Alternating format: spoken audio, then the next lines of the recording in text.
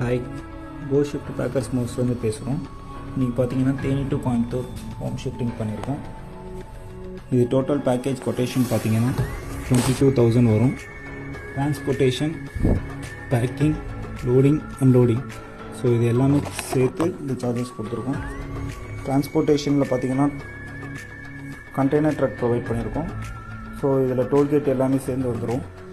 பேக்கிங்க்கு bubble, boxes, stretch film இதெல்லாம் நாங்களே கொண்டு வந்துடுவோம். லோடிங், அன்லோடிங்க்கு லேபரும் வந்துடுவாங்க.